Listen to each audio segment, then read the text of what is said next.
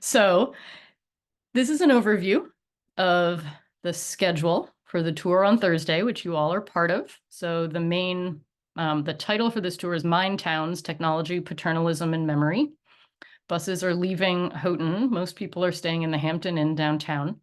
They leave 15 minutes staggered apart, so there are 4 buses.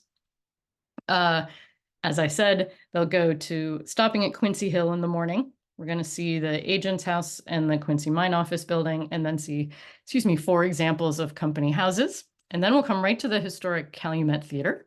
And that will actually be the first time that all the conference goers are going to be together in one place. So there will be a welcome from the Vernacular Architecture Forum president, whose name is Elaine Jackson Rotondo.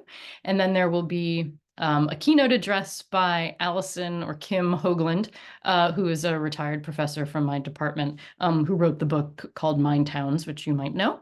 And so she's going to give a 25-minute sort of historical contextual presentation with big illustrations. So you're all welcome to come to that.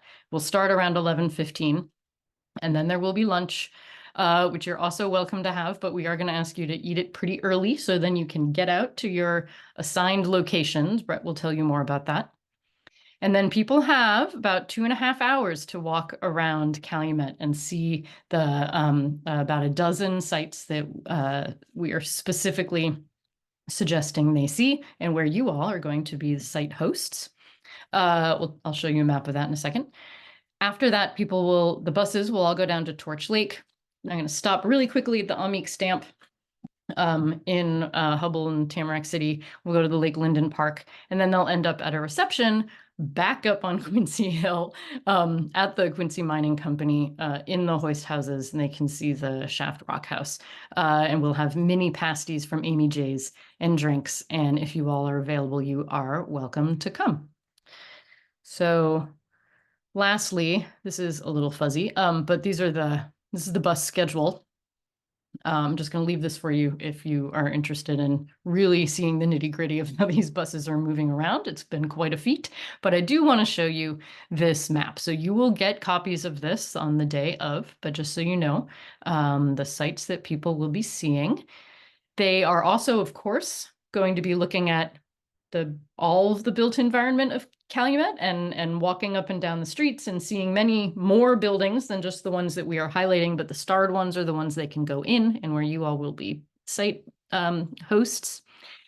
And so essentially people are going to need to be moving from the north part of town, sort of down further south. They're being picked up. So the buses are dropping them off at the theater, obviously, and then they're being picked up in the CLK school parking lot. Okay, so people are going to be kind of moving south, and they can go in whatever order they want, go into whichever buildings they want, spend as much time as they want. They get to choose. You'll see that we do note on there where the Calumet and Hecla Industrial Core is.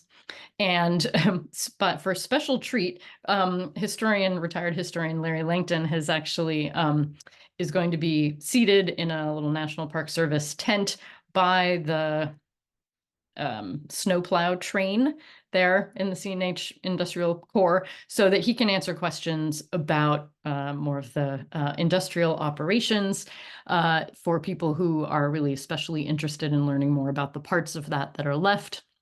So that's a bit of a treat too. If there's time, you all can have a chance to talk with Larry as well. And people will be sort of ending their tour, if they follow that general route, at the Park Service buildings, the CNH General Office building, and the Public Library, where they will be able to see inside those buildings and then end up at their buses. So the only, I think one last comment I'll make is if there is inclement weather, right now the weather report looks good, but you never know. If there is inclement weather, then the Park Service is going to include large trash bags in your volunteer packets, which you could lay down sort of right inside your building, so that if people are coming in with dripping coats and dripping umbrellas and that sort of thing, there's a place to put them while they tour the interior of the building without them all dripping on what is in many places, historic wooden floors that we don't want to get really wet. So, but other than that, the tours will happen, rain or shine. People are here. Things will go forward no matter what. And I do want to note too, oops, maybe I'm blocking this. That one other tool that people can use to learn a little more about the streetscape in Calumet is the Keweenaw Time Traveler, which is an online interactive digital historical atlas. That's a project that I work on at Michigan Tech. So this is available on your mobile phone or on a desktop computer, but people will be able to use that QR code, and you can do that too. If you've never used the Keweenaw Time Traveler, I'd encourage you to try it out while you have a down moment on Thursday at your site. It actually lets you, it uses the GPS in your phone to locate you on contemporary maps, but then it lets you layer in historical maps. So fire insurance plans, some of the mining company maps, some historic topographical maps from the USGS are available there. But you can, especially in the fire insurance plans called the Sanborn maps, you can really see how some of these buildings have changed through time. So people will really enjoy that in this VAF group. And if you haven't had a chance to look at it, I'd encourage you to try it out. And there will be a few of us around who can answer questions specifically about that too. One more point.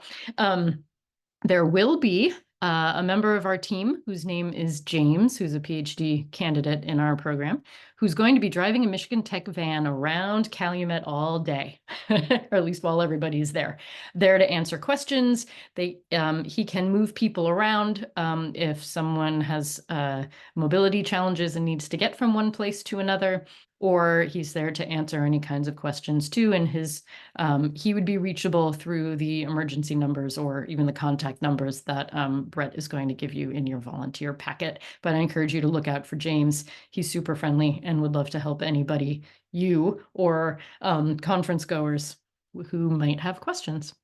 So again, thank you so much for participating in this. Sorry about this extra video, but hopefully it helps get you oriented, and I hope to see you all on Thursday. Thanks so much.